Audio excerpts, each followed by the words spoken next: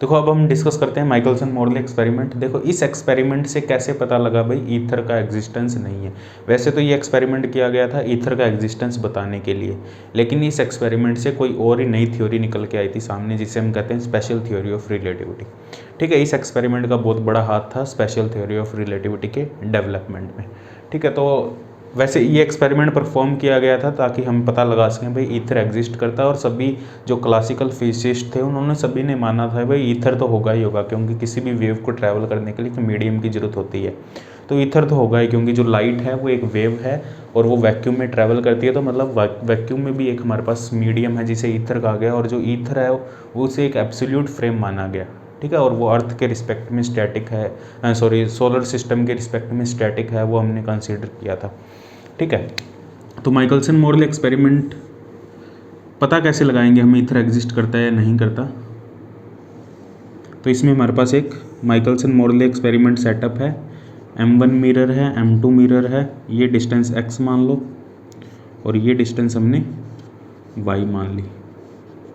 ठीक है, ये दोनों अलग अलग डिस्टेंस मान लो, इन सेम भी ले सकते हैं, वो लास्ट में हम कर देंगे सेम लेना। जैसे यहाँ सोर्स से एक वेव आ रही है, मोनोक्रोमेटिक लाइट है, ये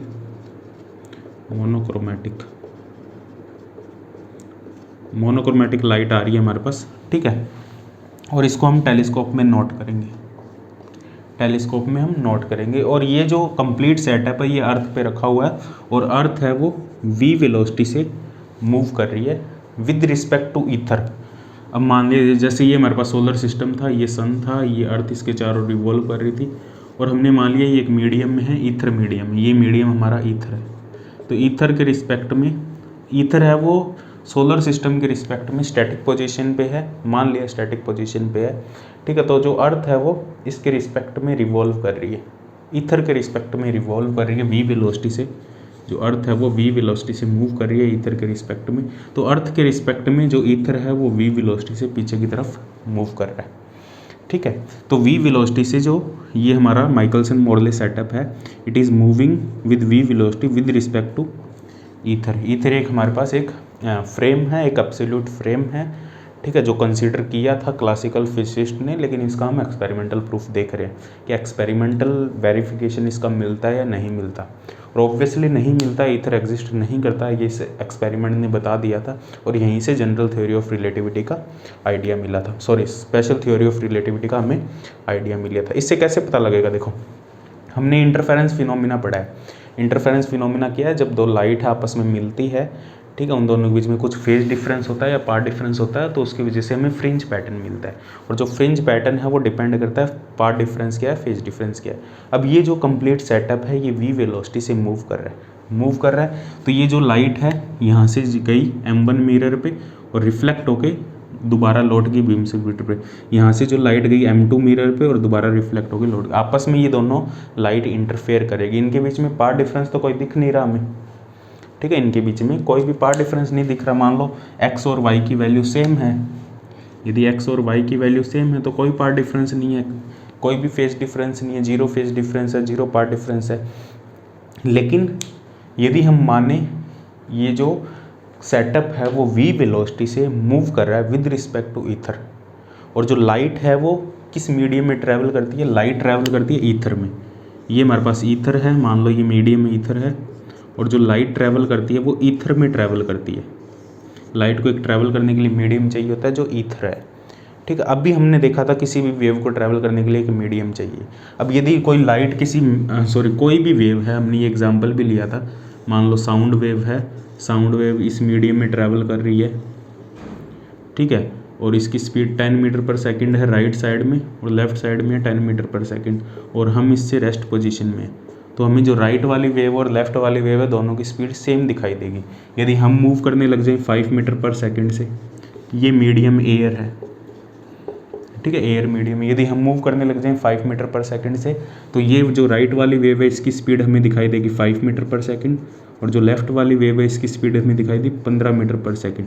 क्या इसको हम ये भी बोल सकते हैं, हम ना मूव करें, ये जो मीडियम है यही पीछे की तरफ 5 मीटर पर सेकंड से मूव करने लग जाए, या तो हम मूव करने लग जाएं 5 मीटर पर सेकंड से राइट की तरफ, तो या हम ये भी बोल सकते हैं जो ये मीडियम है, कंप्लीट मीडियम, ये 5 मीटर पर सेकंड से पीछे की तरफ मूव करने लग जाए, तो जो वेव मीडियम की डायरेक्शन में ट्रैवल कर रही है उसमें वेलोसिटी बढ़ जाएगी, और जो वेव मीडियम ट्रैवलिंग के अपोजिट डायरेक्शन में ट्रैवल कर रही है उसकी वेलोसिटी कम हो जाएगी। यदि कोई भी वेव ट्रैवल कर रही है जो मीडियम जिस डायरेक्शन में ट्रैवल कर रहा है उसी डायरेक्शन में वेव ट्रैवल कर रही है तो इसकी स्पीड बढ़ जाएगी, उसके अपोजिट डायरेक्शन में इसकी स्पीड कम हो जाएगी। इस कॉन्सेप्ट को याद रखना, ठीक है, इन कॉन्सेप्ट को याद रखना, हम यहाँ यूज़ करेंगे।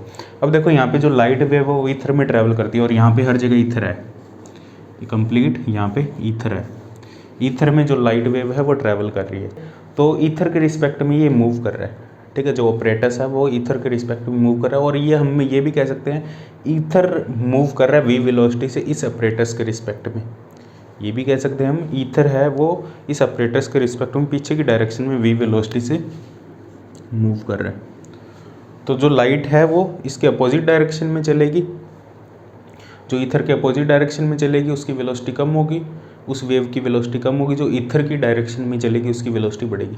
तो ये जो वाली लाइट है, ये वाली लाइट है, ये तो इस डायरेक्शन में जाएगी ऊपर की डायरेक्शन में, फिर नीचे आएगी। ये वाली जो लाइट है वो इधर जा रही है और फिर इधर जा रही है, तो वेलोसिटी में चेंज होगा। यहाँ पे जो लाइट की वेलोसिटी है वो अलग अलग होगी, ठीक है, इस ये वेलोसिटी लाइट की अलग होगी, ये वेलोसिटी लाइट की अलग होगी with respect to ether.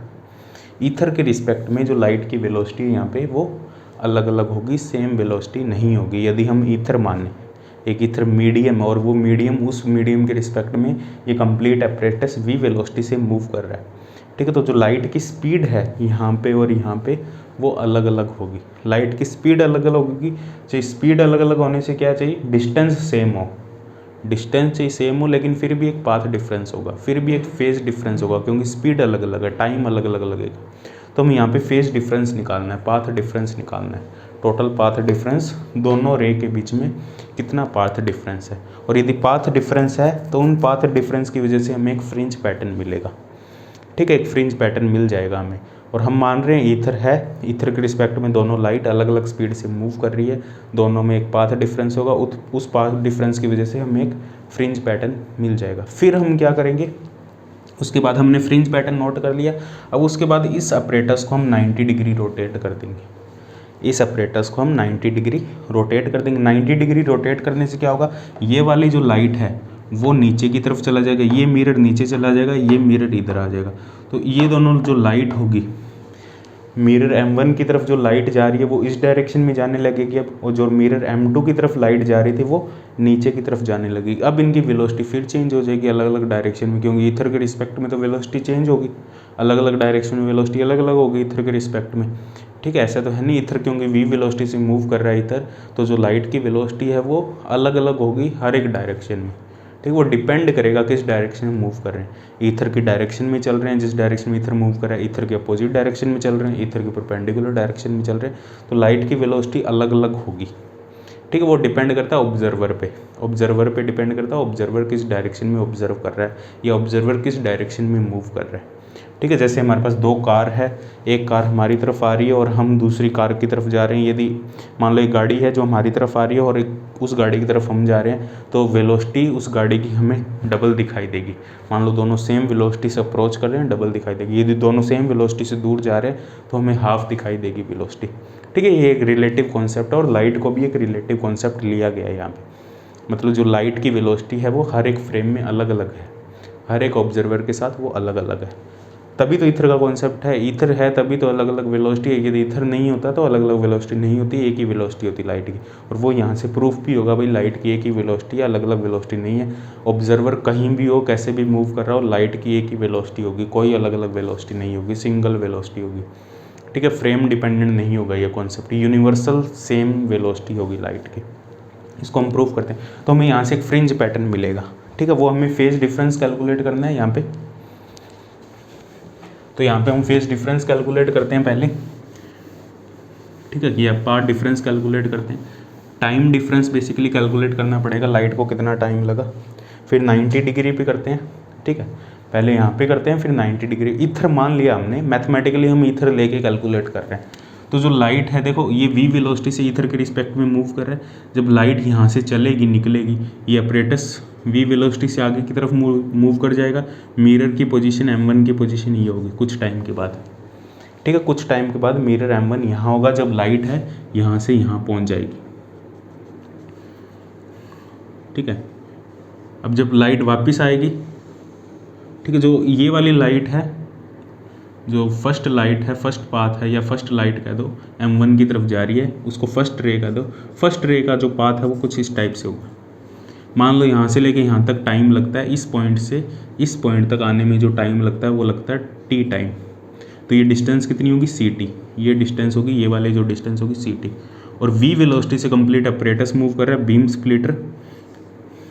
Splitter t time में यहाँ आ चुका है। देखो ये जो बीम स्प्लिटर है यहाँ पे t टाइम में यहाँ आ चुका है और मिरर t टाइम में यहाँ आ चुका है। तो लाइट है t टाइम में यहाँ से यहाँ पहुँच चुकी है, बीम स्प्लिटर यहाँ। अगले t टाइम में लाइट दोबारा इस पोजीशन पे आ चुकी है बीम स्प्लिटर पे, ठीक है, और मिरर फिर आगे जा चुका है यहाँ पे t टाइम में, ठीक है। तो ये लाइट का पाथ होगा इस टाइप से, ठीक है। तो ये हो गई vt डिस्टेंस, ठीक है। लाइट का पाथ समझ आ रहा है, इस टाइप से लाइट का पाथ होगा। ये डिस्टेंस तो हमारे पास y होगी, ये होगी ct, ये होगी vt इतनी, फिर ये आगे vt, ये ct। ये लाइट का पाथ होगा, जो फर्स्ट रे है उसका पाथ होगा। सेकंड रे है उसका पाथ क्या होगा, सेकंड रे का पाथ क्या होगा, जब सेकंड रे चलेगी ये मिरर भी दूर जा रहा होगा। जब सेकंड रे चलेगी ये मिरर भी दूर जा रहा होगा तो एक्स्ट्रा पाथ कवर करेगी, ठीक है। एक्स्ट्रा पाथ एक कवर होगा, फिर यहाँ से रिफ्लेक्ट करेगी तो बीम स्प्लिटर पास में आ रहा होगा तो यहाँ पे थोड़ा कम पाथ कवर करेगी। तो इस टाइप का पाथ होगा इसका, ठीक है, इस टाइप का पाथ होगा। तो दोनों रे है वो थोड़ा सा अलग, यदि मीडियम है, ईथर है, तो ईथर के रिस्पेक्ट में दोनों की ये दोनों का जो पाथ होगा रे का वो ये होगा। अब दोनों को कितना टाइम लगा, मान लो इस रे को, जो फर्स्ट रे है उसको टोटल t1 टाइम लगता है। t1 टाइम कितना होगा 2t, t यहाँ से यहाँ तक लगा, फिर t आगे लगा। ये टाइम हम कैलकुलेट करेंगे, पहले ये कैलकुलेट कर लेते हैं। ये कैसे कैलकुलेट करेंगे, यहाँ पे पाइथागोरस थ्योरम अप्लाई करो, ct square equal to vt square. v है velocity of the earth with respect to ether, या velocity of the Michelson Morley experiment with respect to ether, y square. तो यहाँ से आ जाएगा t square c square minus v square y square. तो t आ जाएगा हमारे पास y upon root c square minus v square, y upon root c square minus v square. y c बाहर आ जाएगा 1 minus v square by c square. ये हमारे पास हो गया टाइम। तो t1 टाइम, टोटल टाइम कितना लगा फर्स्ट रे को यहाँ से जाके वापस यहाँ तक आने में विद रिस्पेक्ट टू ईथर के रिस्पेक्ट में यहाँ से जाने में और यहाँ वापस आने में कितना टाइम लगा लाइट को, 2y by c 1 minus v square by c square. तो जो टोटल t1 टाइम लगा वो होगा 2t। तो ये टाइम लगा t1 टाइम, जो फर्स्ट रे है उसको मिरर m1 तक जाने में और वापस बीम स्प्लिटर तक आने में। तो ये t1 टाइम को अलग से लिख लेते हैं हम, 2y by c 1 minus v square by c square की पावर माइनस हाफ कर देते हैं। इसको बाइनोमियल एक्सपेंशन ले लेते हैं हम। यदि v की वैल्यू मान लो c से थोड़ी कम है तो 1 plus v square by 2c square, ये बाइनोमियल एक्सपेंशन ले लिया। हायर ऑर्डर टर्म को हमने नेगलेक्ट कर दिया क्योंकि v की वेलोसिटी लाइट की स्पीड से बहुत कम है, मतलब अर्थ की स्पीड है वो ऑब्वियसली कम है, लाइट की स्पीड से काफ़ी कम है, तो इसको हमने ये कंसिडर कर लिया t1। तो ये हमारे पास t1 टाइम आ गया। t2 टाइम क्या आएगा, ये तो t1 टाइम तो ये आसानी से हमने बाइनोमियल पाइथागोरस थ्योरम से कैलकुलेट कर लिया। लेकिन लाइट की वेलोसिटी अलग अलग है। देखो यहाँ पे लाइट की वेलोसिटी ये है, यहाँ पे c लाइट की वेलोसिटी ली है हमने जाने में, लेकिन पाथ अलग ट्रैवल किए तो टाइम में फ़र्क आ रहा है, ठीक है। यहाँ जो टाइम हम कंसिडर करते हैं और ये वाला जो टाइम हम कंसिडर कर रहे हैं दोनों अलग अलग है। तो ये t1 टाइम आ गया हमारे पास, ठीक है। अब हम कैलकुलेट करते हैं ये वाला टाइम सेकेंड रे का। सेकेंड रे का कितना टाइम होगा, सेकेंड रे जब जा रही है, जब मिरर m2 की तरफ जा रही है तो कितनी स्पीड से मूव कर रही है, कितनी स्पीड से मूव कर रही है, वो मूव कर रही है c माइनस वी से, क्योंकि वो ईथर के अपोजिट डायरेक्शन में मूव कर रही है। यदि ईथर पीछे की डायरेक्शन में मूव कर रहा है, क्योंकि सेटअप इधर ही मूव कर रहा है और लाइट भी इधर ही चल रही है, इसी डायरेक्शन में चल रही है लाइट भी और सेटअप भी इधर ही चल रहा है, तो C माइनस वी से मूव करिए। जब रिफ्लेक्ट होकर वापस जाएगी तब मूव करेगी C प्लस वी से। और डिस्टेंस कितनी है टोटल? x। टोटल डिस्टेंस है x, तो टोटल टाइम कितना होगा? t2 टाइम मान लो, वो होगा x by C minus v. आने का टाइम, डिस्टेंस x ही है ना, डिस्टेंस तो x ही रहेगी ना, बीम स्प्लिटर और मिरर के बीच की डिस्टेंस तो x ही रहेगी। ठीक है, टाइम अलग अलग हो जाएगा, पहले टाइम ज़्यादा लगेगा, बाद में टाइम कम लगेगा। जब मिरर M2 की तरफ जाएगी तो टाइम ज़्यादा लगेगा, मिरर M2 से वापस आएगी तो टाइम कम लगेगा। ठीक है, x by C plus v, ये टाइम है जब मिरर M2 की तरफ जा रही है, ये टाइम है जब मिरर M2 से बीम स्प्लिटर की तरफ आ रही है, दोनों टाइम अलग अलग है। तो ये नेट क्या आएगा हमारे पास? x C plus v, x C minus v, LCM ले लिया हमने, C square minus b square, तो क्या आएगा हमारे पास? 2xc, v square common, C square common ले लो, v square minus C square, sorry 1 minus v square by C square, तो ये क्या आ जाएगा? 2x by C 1 minus v square by C square की पावर -1, तो ये आ जाएगा 2x by C 1 plus v square by C square. ये t2 टाइम आ जाएगा हमारे पास। दोनों का टाइम आ गया, दोनों का टाइम ऑब्वियसली अलग अलग है, दोनों रे को अलग अलग टाइम लग रहा है। ठीक है, यदि हम डिस्टेंस सेम लें तो भी अलग अलग टाइम लग रहा है, x और y की वैल्यू सेम लें तो भी अलग अलग टाइम लग रहा है। ठीक है, यदि x और y की वैल्यू सेम लें तो भी अलग अलग टाइम लग रहा है। ये क्यों हो रहा है? क्योंकि लाइट की स्पीड अलग अलग है, अलग अलग डायरेक्शन में लाइट की स्पीड अलग अलग है, क्योंकि हमने इधर को कंसिडर किया है। तो टाइम का डिफरेंस क्या है दोनों में? टाइम का डिफरेंस क्या होगा? देखो,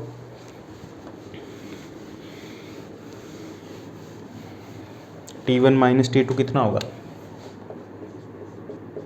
t1 माइनस t2, t1 है हमारे पास ये वाला 2y by c plus 2y by c v square by 2c square, minus t2 है ये वाला हमारे पास 2x by c minus 2x by c v square by c square. ये हमें टाइम लगेगा टोटल, मतलब ये टाइम में डिफरेंस होगा। तो इसको यदि c से मल्टीप्लाई कर दें हम तो ये पाथ में डिफरेंस आ जाएगा हमारे पास। यदि इसको c से मल्टीप्लाई कर दें c dt, तो दोनों रे के पाथ में डिफरेंस होगा। और ऑब्वियसली पाथ में डिफरेंस होगा क्योंकि स्पीड अलग अलग है लाइट की हर एक डायरेक्शन में, तो पाथ में डिफरेंस होगा। तो यहाँ से एक हमें फ्रिंज पैटर्न मिलेगा, फ्रिंज पैटर्न। उस फ्रिंज पैटर्न को हम नोट कर लेंगे, कैसा फ्रिंज पैटर्न है उसको ड्रॉ कर लेंगे। ठीक है, उस फ्रिंज पैटर्न को हमने ड्रॉ कर लिया। ठीक है, कैसा फ्रिंज पैटर्न है, उसके जो भी फ्रिंजेस मिल रही है उनकी विड्थ वगैरह हमने नोट कर ली और उनकी पोजीशन वगैरह नोट कर ली, कहाँ फ्रिंजेस मिल रही है। अब इसी एक्सपेरिमेंट को हम करते हैं, इसको 90 डिग्री रोटेट कर देते हैं। ठीक है, इसको हम 90 डिग्री रोटेट कर देते हैं। तो इसको नोट कर लो, इसको 90 डिग्री रोटेट करने से क्या होगा? इसको 90 डिग्री रोटेट करके फिर हम इसका फेज़ वगैरह टाइम वगैरह निकालते हैं। ठीक है, कितना टाइम लगा, इसको पॉज करके नोट कर लेना। देखो 90 डिग्री रोटेट करने से क्या होगा? जो M1 मिरर था वो यहाँ आ चुका है और जो M2 मिरर था वो नीचे जा चुका है, और ये बीम स्प्लिटर है और ये सोर्स है। यहाँ से लाइट आई, यहाँ से ये फर्स्ट लाइट है, ये सेकंड लाइट है, और ये डिस्टेंस y है अभी, क्योंकि ऊपर वाली थी ना y, और ये डिस्टेंस हमारे पास x है क्योंकि x ये वाली थी, क्योंकि यहाँ जो लाइट थी वो नीचे चलेगी और यहाँ ऊपर जो लाइट थी वो यहाँ होगी। 90 डिग्री हमने रोटेट कर दिया, 90 डिग्री सेटअप को रोटेट कर दिया। अब टाइम क्या होगा? अब देखो यहाँ से यहाँ तक जाने में कितना टाइम लगा? t1 टाइम, t1 टाइम मान लिया हमने y upon c minus v, y upon c plus v. Similarly same जैसे हमने पहले किया था।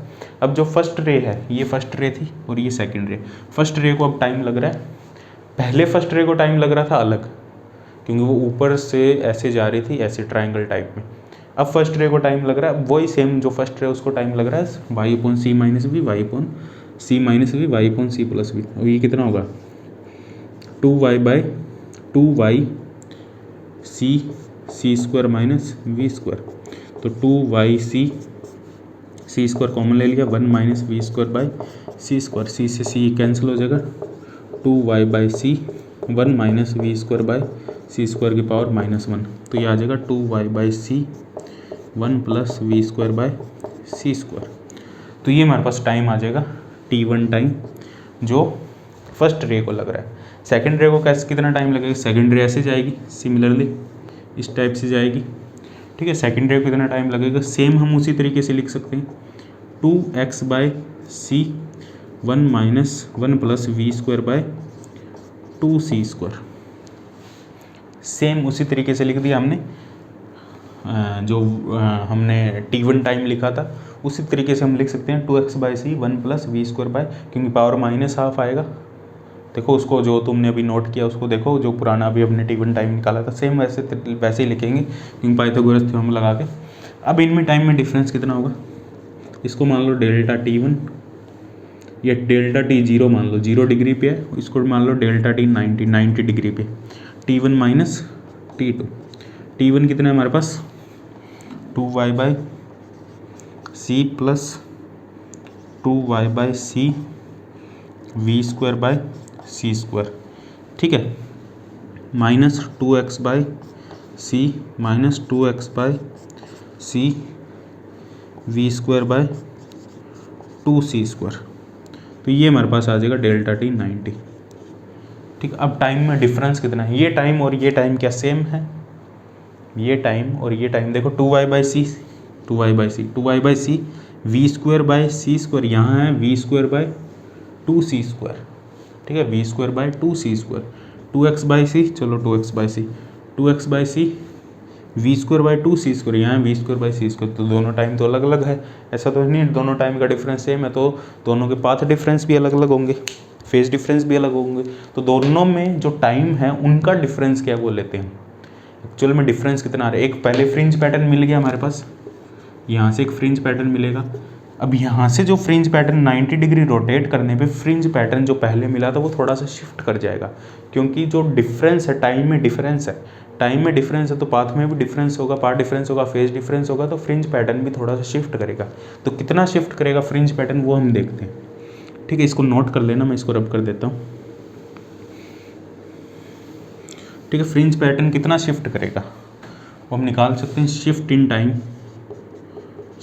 टाइम कितना टाइम में डिफरेंस है, टाइम में डिफरेंस कितना है 0 डिग्री और 90 डिग्री पे कितना डिफरेंस है, इसमें से ये माइनस कर दो,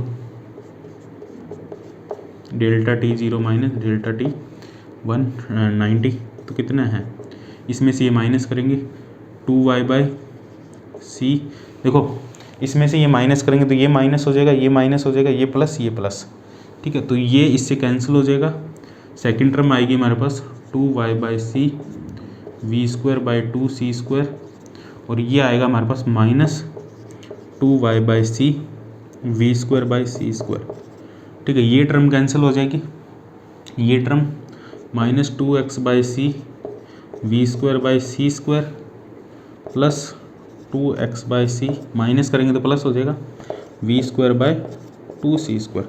इन दोनों टर्म को ऐड कर देंगे 2x + y/c v square by 2c square. इन दोनों टर्म को हमने ऐड कर दिया, 2y/c 2x/c x + y कर दिया v square by 2c square minus 2y/c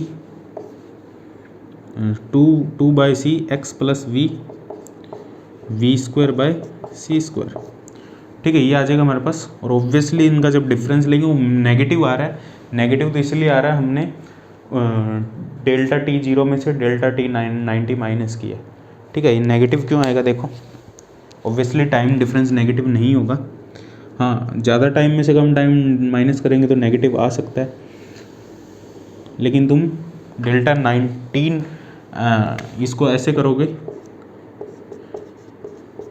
logic समझ रहे हो ना। देखो टाइम डिफरेंस का डिफरेंस ले रहे हैं तो वो नेगेटिव पॉजिटिव हो सकता है, लेकिन ओनली टाइम नेगेटिव पॉजिटिव नहीं हो सकता, लेकिन डिफरेंस तो नेगेटिव पॉजिटिव हो सकता है ना। छोटे टाइम में से बड़ा टाइम माइनस कर दो नेगेटिव पॉजिटिव आएगा ऑब्वियसली, लेकिन तुम पॉजिटिव ही लोगे उस डिफरेंस को। हमें शिफ्ट ही निकालना, हमें नेगेटिव पॉजिटिव से मतलब नहीं है, हमें शिफ्ट देखना शिफ्ट है या नहीं है।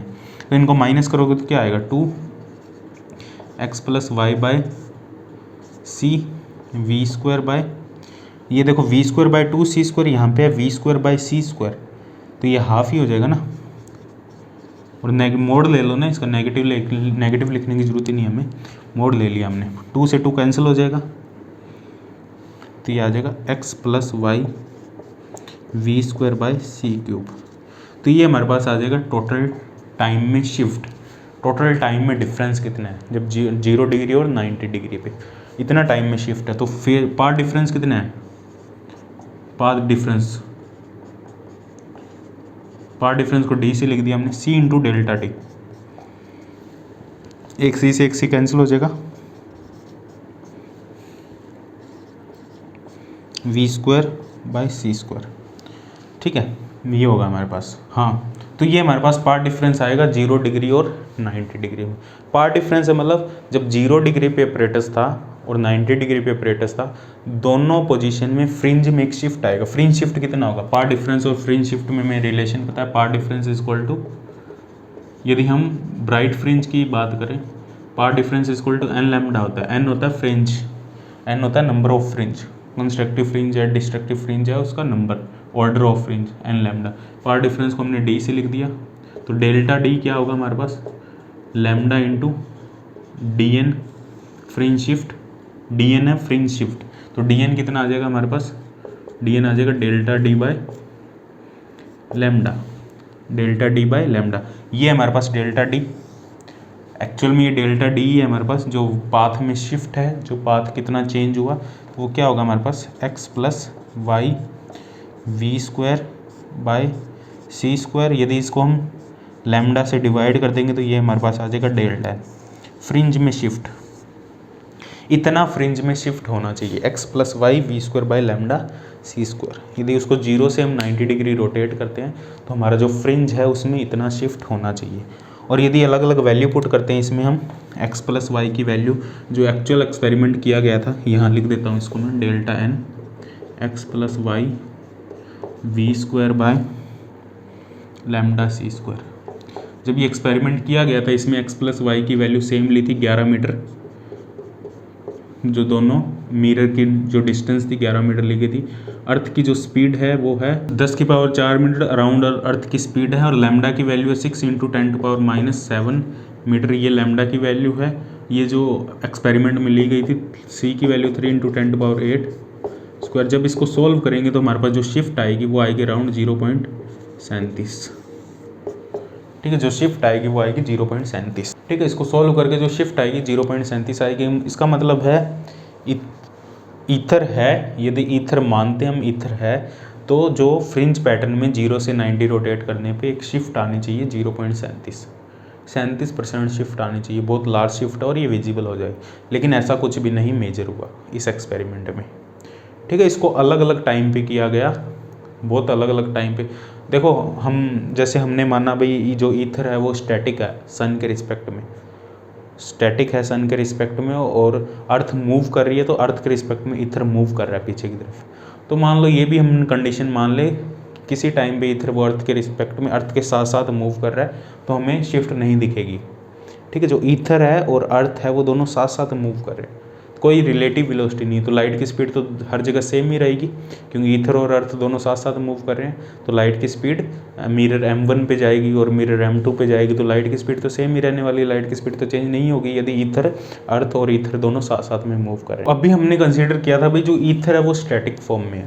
ठीक है, ये हमारा सोलर सिस्टम था, ये सोलर है, ये अर्थ है, और ईथर को हमने स्टैटिक फॉर्म में माना था। यहाँ ईथर है वो स्टैटिक फॉर्म में है, ये माना था स्टैटिक है। स्टैटिक है तो अर्थ v वेलोसिटी से मूव कर रही है तो ईथर पीछे की डायरेक्शन में v वेलोसिटी से, अर्थ के रिस्पेक्ट में ईथर v वेलोसिटी से पीछे की डायरेक्शन में मूव कर रहा है। मतलब एक रिलेटिव वेलोसिटी है अर्थ और ईथर के बीच में, अर्थ और ईथर के बीच में एक रिलेटिव वेलोसिटी है। इसका मतलब लाइट की वेलोसिटी हर डायरेक्शन में अलग अलग होगी, जो हमने अभी देखा था। और फ्रिंज में शिफ्ट होगा, लेकिन फ्रिंज में शिफ्ट नहीं हुआ, तो हमने तो ये मान के चले थे ना ईथर स्टैटिक है, तो फ्रिंज में शिफ्ट नहीं हुआ। अब भाई केस तो ये भी हो सकता है, मान लो ईथर मूव कर रहा हो, या तो ईथर v वेलोसिटी से सोलर सिस्टम के रिस्पेक्ट में ईथर मूव कर रहा हो और सेम स्पीड से मूव कर रहा हो जिस स्पीड से अर्थ मूव कर रही है, तो ये केस कंसीडर करें हम। ठीक है, ईथर जरूर नहीं है स्टैटिक होगा, वो तो हमने माना था। मान लो ईथर स्टैटिक नहीं है, वो सेम स्पीड से मूव कर रहा है जिस स्पीड से अर्थ मूव कर रही है, तो दोनों के बीच में कोई रिलेटिव स्पीड नहीं है अर्थ और ईथर के बीच में। अर्थ और ईथर के बीच में अब तो कोई रिलेटिव स्पीड नहीं है। अब फ्रिंज पैटर्न भी चेंज नहीं होगा, फ्रिंज पैटर्न भी वही रहेगा, क्योंकि कोई रिलेटिव स्पीड नहीं है अर्थ और ईथर के बीच में। यदि रिलेटिव स्पीड नहीं है तो लाइट की वेलोसिटी हर एक डायरेक्शन में अलग अलग नहीं होगी, सेम वेलोसिटी होगी, क्योंकि ईथर के रिस्पेक्ट और अर्थ और ईथर के रिस्पेक्ट में कोई रिलेटिव वेलोसिटी नहीं है। ईथर और अर्थ के बीच में कोई रिलेटिव वेलोसिटी नहीं है, ठीक है। लाइट की स्पीड है वो हर डायरेक्शन में सेम होगी, अलग अलग नहीं होगी, ठीक है। लेकिन ये सिचुएशन हम मान के चलें, ठीक है। ये सिचुएशन तो बहुत कम टाइम के लिए ही रहेगा ना, 6 महीने बाद ये एक्सपेरिमेंट करेंगे तो अर्थ यहाँ इस पोजीशन में होगी, तो अब अर्थ इधर मूव कर रही है, ईथर v वेलोसिटी से इधर मूव कर रहा है। अब रिलेटिव वेलोसिटी है 2v दोनों में। अब तो रिलेटिव वेलोसिटी, अब तो लाइट की स्पीड अलग अलग होगी ना, अलग अलग डायरेक्शन में। अब फ्रिंज पैटर्न में चेंज तो होगा ही होगा। यदि हम ईथर को मूविंग माने, ईथर जो हम स्टैटिक मान के चल रहे थे, ईथर को हमने स्टैटिक मान लिया था सोलर सिस्टम के रिस्पेक्ट में, और ईथर को मूविंग माने हम, तो मान लो केस ऐसा भी है अर्थ और ईथर सेम डायरेक्शन में सेम वेलोसिटी से मूव कर रहे हैं, तो भी हमारे पास तो हो सकता है फ्रिंज पैटर्न चेंज ना हो, लेकिन वो हमेशा नहीं रहेगा ना। इस एक्सपेरिमेंट को 6 महीने बाद परफॉर्म करो, 6 महीने बाद परफॉर्म किया गया तो भी सेम ही रिजल्ट आ रहे थे, फ्रिंज में कोई शिफ्ट नहीं हुआ। इसका मतलब ईथर है ही नहीं, ना तो वो स्टैटिक फॉर्म में है ना मूविंग फॉर्म में, ईथर है ही नहीं। यदि ईथर होता तो फ्रिंज में शिफ्ट आना चाहिए था। इसको एक्सपेरिमेंट को अलग अलग जगह किया गया, अलग अलग पोजीशन पे किया गया, अलग अलग टाइम में किया गया, काफ़ी सालों तक इस एक्सपेरिमेंट को परफॉर्म किया गया। उसके बाद इस कंक्लूजन पे आए भाई ईथर का एग्जिस्टेंस नहीं है, ठीक है। कहीं ना कहीं होता तो नज़र में तो आ ही जाता ना, कहीं ना कहीं तो इसकी स्पीड, यदि ईथर होता वो स्टैटिक होता तो यही नज़र में आ जाता। यदि स्टैटिक ना होता, v वेलोसिटी से मूव भी कर रहा होता मान लो अर्थ के रिस्पेक्ट में, तो जब अर्थ यहाँ पहुँचती है अपोजिट डायरेक्शन में तो रिलेटिव वेलोसिटी होती है ना ईथर और अर्थ के बीच में, तो यहाँ नज़र में आ जाता फ्रिंज शिफ्ट। लेकिन कहीं भी फ्रिंज शिफ्ट नज़र में नहीं आया, इसका मतलब जो ईथर है वो एग्जिस्ट नहीं करता है, ठीक है। तो ये था हमारा माइकलसन मोरले एक्सपेरिमेंट, जिसने ये एक्सप्लेन किया था भाई ईथर एग्जिस्ट नहीं करता, ऐसा कोई रिलेटिव फ्रेम नहीं है, ऐसा कोई एब्सोल्यूट फ्रेम नहीं है जिसके रिस्पेक्ट में हम बता सकें ये मूव कर रहे हैं, ठीक है। तो क्लासिकल मैकेनिक्स में ये बताया गया था भी एक एब्सोल्यूट फ्रेम है, लेकिन यहाँ ये पता लग गया माइकलसन मोरले एक्सपेरिमेंट में कोई भी ऐसा एब्सोल्यूट फ्रेम नहीं है जिसके रिस्पेक्ट में हम कोई भी वेलोसिटी बता सकते हैं किसी भी लाइट की। तो लाइट को ट्रैवल करने के लिए किसी मीडियम की ज़रूरत नहीं है, और माना गया था भाई ईथर है, ईथर के रिस्पेक्ट में मूव करती है, लेकिन ऐसा कुछ भी नहीं है, ठीक है। इस एक्सपेरिमेंट से प्रूफ हो गया था। इसको मद्देनज़र रखते हुए देखो ये तो देखो ये एक्सपेरिमेंट तो ईथर के एग्जिस्टेंस को प्रूव करना चाहता था, लेकिन ये एक्सपेरिमेंट देखा जाए तो फेल ही हुआ एक्चुअल में। क्यों फेल हुआ? क्योंकि ये ईथर के एग्जिस्टेंस को बता नहीं सका। तो जो फिजिसिस्ट थे, जो क्लासिकल थ्योरी जिन्होंने डेवलप की थी, उन्होंने ये सोचा भाई इस एक्सपेरिमेंट में कुछ कमी है, ये एक्सपेरिमेंट में जो मेजरमेंट हो रही है उसमें कुछ कमी है, ठीक है। लोगों ने ये नहीं गलत बताया भाई ईथर है ही नहीं, लोगों ने तो मान लिया 100% भाई ईथर है, और उसका जो एक्सपेरिमेंटल वेरिफिकेशन जो ये किया था और इससे निकल के नहीं आया था कुछ, तो लोगों ने मान लिया इस एक्सपेरिमेंट में कुछ गड़बड़ है, इस एक्सपेरिमेंट में कोई खराबी है, ये एक्सपेरिमेंट ऐसा हो ही नहीं सकता, कोई ना कोई इसमें एरर आ रही है, ठीक है। लोगों ने वो माना। लेकिन आइंस्टीन एक अलग बंदा था जिसने थोड़ा सी अलग सोच लगाई। उसने कहा था एक्सपेरिमेंट में कोई फॉल्ट नहीं है, जो तुम थ्योरी मान रहे हो उसमें ही फॉल्ट है, ईथर है ही नहीं। क्लासिकल थ्योरी को हमें भूलना पड़ेगा, ठीक है, तभी हम यहाँ तक पहुँच पाएंगे, तभी हम थोड़ा अलग सोच पाएंगे। एक्सपेरिमेंट में कोई गड़बड़ नहीं है। आइंस्टीन ने थोड़ा अलग सोचा था, आइंस्टीन ने ये कहा था एक्सपेरिमेंट में कोई गड़बड़ नहीं है, एक्सपेरिमेंट सही है। जो हम क्लासिकल थ्योरी जिस बात को पकड़ के बैठे हैं भाई वेव को ट्रैवल करने के लिए लाइट मीडियम की ज़रूरत होती है, ऐसा नहीं है। जो लाइट है वो बिना मीडियम के भी ट्रैवल कर सकती है, और कोई ऐसा मीडियम नहीं है, एब्सोल्यूट मीडियम नहीं है, सब कुछ रिलेटिव है, कुछ भी एब्सोल्यूट नहीं है, सब मूव कर रहे हैं एक दूसरे के रिस्पेक्ट में, कुछ भी एब्सोल्यूट नहीं है, ना एब्सोल्यूट स्पेस है ना एब्सोल्यूट टाइम है, सब रिलेटिव है एक दूसरे के रिस्पेक्ट में सब मूव कर रहे हैं, ठीक है। तो इस चीज़ को आइंस्टीन ने, तो ये माना जाता है सबसे, देखो ये एक्सपेरिमेंट वैसे तो फेल हुआ था लेकिन सबसे सक्सेसफुल एक्सपेरिमेंट भी यही था, क्योंकि इसी से पता लगता है भाई जो लाइट है वो किसी भी पॉसिबल डायरेक्शन में कॉन्स्टेंट स्पीड से मूव करती है, क्योंकि ईथर ही नहीं है तो लाइट की स्पीड वैक्यूम में हर जगह कांस्टेंट होगी। और ये एक्सपेरिमेंट वैक्यूम में किया गया, ठीक है। वैक्यूम में हम बात कर रहे हैं, किसी मीडियम में बात नहीं कर रहे। मीडियम सिर्फ ईथर मानना था लेकिन ईथर नहीं है, ठीक है। तो और किसी एयर वगैरह में हम इसको नहीं करेंगे, वैक्यूम में करेंगे। वैक्यूम में लाइट की स्पीड है वो हर जगह सेम रहेगी, कोई भी चाहे मूव कर रहा हो, मान लो हम मान लो c/2 वेलोसिटी से मूव कर रहे हैं, ठीक है। और यहाँ से एक टॉर्च जल रही है जहाँ से लाइट आ रही है c स्पीड से, तो हमें जो लाइट की स्पीड है यहाँ पे 3c/2 नहीं दिखाई देगी, हमें जो लाइट की स्पीड दिखाई देगी वो c ही दिखाई देगी, ठीक है। जो लाइट है उसकी स्पीड है वो कांस्टेंट रहेगी वैक्यूम में या इनर्शियल फ्रेम में, ठीक है। इनर्शियल फ्रेम में जो लाइट की स्पीड है वो कांस्टेंट रहेगी, एक यूनिवर्सल कांस्टेंट है। ऐसा क्यों है? क्योंकि लाइट किसी भी मीडियम में ट्रैवल नहीं कर रही। वैक्यूम में लाइट है वो किसी मीडियम, यदि मीडियम में ट्रैवल करेगी तो फिर तो यहाँ फ़र्क आएगा, ठीक है। यदि लाइट वैक्यूम में ट्रैवल कर रही है, c स्पीड से ट्रैवल कर रही है, तो वो हमें c दिखाई देगी। हम यदि मूव कर रहे हैं तो भी हमें c दिखाई देगी, हम रेस्ट पे हैं तो भी हमें c दिखाई देगी, हम c से मूव कर रहे हैं तो भी हमें c दिखाई देगी, 2c नहीं दिखाई देगी हमें, ठीक है, या 0 नहीं दिखाई देगी हमें, ठीक है। हमेशा हमें लाइट की स्पीड, ऑब्जर्वर किसी भी स्पीड से मूव कर रहा हो, कहीं भी मूव कर रहा हो वैक्यूम में, उसको लाइट की स्पीड हमेशा c ही दिखाई देगी। ये एक यूनिवर्सल कॉन्सेप्ट है। क्यों? क्योंकि ईथर नहीं है। मीडियम होता तो लाइट की स्पीड चेंज होती, मीडियम ही नहीं है, वैक्यूम में मीडियम ही नहीं है कोई, मीडियम ही लाइट की स्पीड को कम करता है, मीडियम के रिस्पेक्ट में लाइट मूव कर रही है इधर उधर, तो ये लाइट की स्पीड चेंज होती है, वेव की स्पीड चेंज होती है, लेकिन ऐसा कोई मीडियम नहीं है, ठीक है। तो जो लाइट है, जो लाइट c है, जो c नंबर है 3 × 10⁸, वो एक यूनिवर्सल कॉन्स्टेंट है। वैक्यूम में उसकी स्पीड है वो, उसकी जो वैल्यू है वो हर जगह सेम रहेगी। तो आइंस्टीन ने इस पे 2 पोस्टुलेट दिए थे। पहला पोस्टुलेट तो वही था जो क्लासिकल थ्योरी में न्यूटोनियन मैकेनिक्स में भी दिया गया था, भी जो सभी लॉज है, जो भी फंडामेंटल लॉज है, वो इनर्शियल फ्रेम में, एक इनर्शियल फ्रेम से दूसरे इनर्शियल फ्रेम में उनकी जो फॉर्म है वो चेंज नहीं होगी। यहाँ कोई बॉम्ब ब्लास्ट हो रहा है तो एक मूविंग फ्रेम है, उसमें भी ये दिखेगा भाई यहाँ बॉम्ब ही ब्लास्ट हो रहा है। मान लो यहाँ पे कोई बॉम्ब ब्लास्ट हुआ और मैं रेस्ट फ्रेम के रिस्पेक्ट में कोई बॉम्ब ब्लास्ट हुआ, हम रेस्ट पे हैं, हमारे रिस्पेक्ट में कोई बॉम्ब ब्लास्ट हुआ यहाँ पे, ठीक है। तो जो कोई मून पे बैठा हुआ है और वो मूविंग फ्रेम है, तो मूविंग फ्रेम में भी यहाँ जो इवेंट हो रहा है वो बॉम्ब ब्लास्ट ही दिखाई देगा।